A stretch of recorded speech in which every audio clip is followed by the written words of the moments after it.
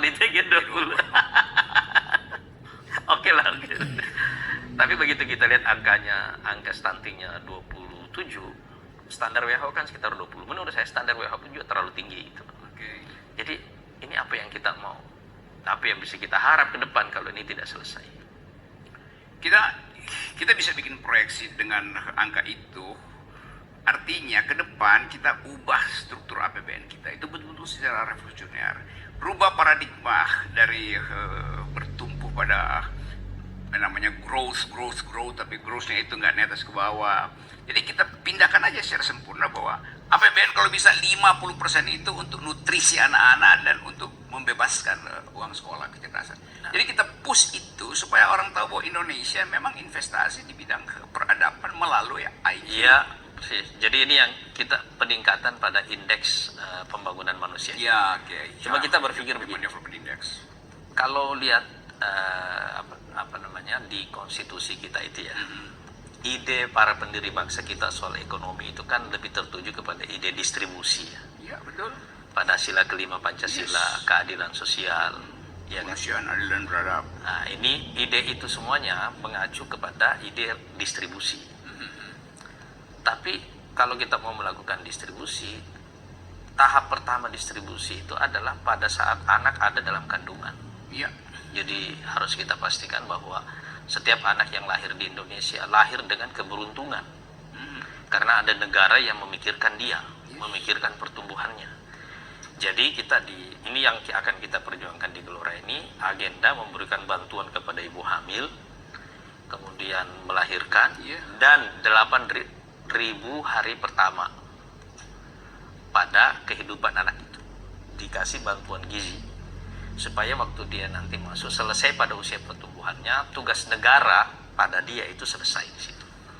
Memang ini membutuhkan satu visi dan political will yang kuat, makanya isu stunting ini kita angkat karena kita menganggap ini justru masalah yang jauh lebih fundamental itu. Tapi memang sekali lagi pintu masuknya itu adalah reformasi politik secara besar-besaran. Ya, itu ide yang memang basisnya konstitusi karena perintah untuk mensejahterakan rakyat, mencerdaskan rakyat. Dan rahim perempuan itu adalah sekolah pertama manusia tuh. Iya.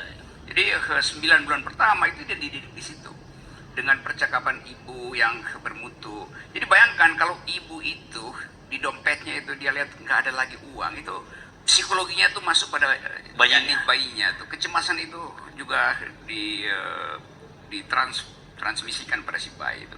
Jadi negara mesti lihat itu. Kalau negara tajam penglihatannya, dia harus berharap bahwa setiap perempuan Indonesia adalah pembawa generasi itu.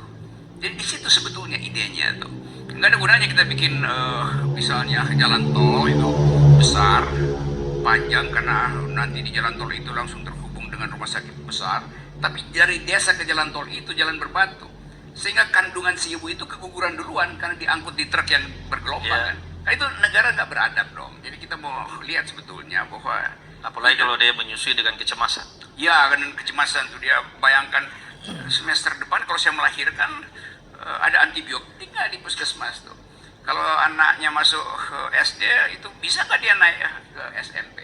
Jadi dengan cara itu kita lenyapkan kecemasan ibu-ibu ini sebagai pembawa kecerdasan bangsa. Itu ide bagus. Kalau Gelora itu bisa jadikan itu sebagai tagline, itu orang akan anggap bahwa rahim perempuan itu adalah pemberi harapan dan rahim itu yang harus memperoleh bagian paling besar dari APBN. Itu saya kira tema bagus dan orang nggak pernah pikiran itu. Nah, memang ya, di sini yang saya berpikir bahwa politik ini harus kita keluarkan dari kandangnya yang sempit selama ini. Orang sekedar berebutan, pikirannya cuma sekedar berebutan kursi saja, tetapi yang lebih penting adalah idenya dulu.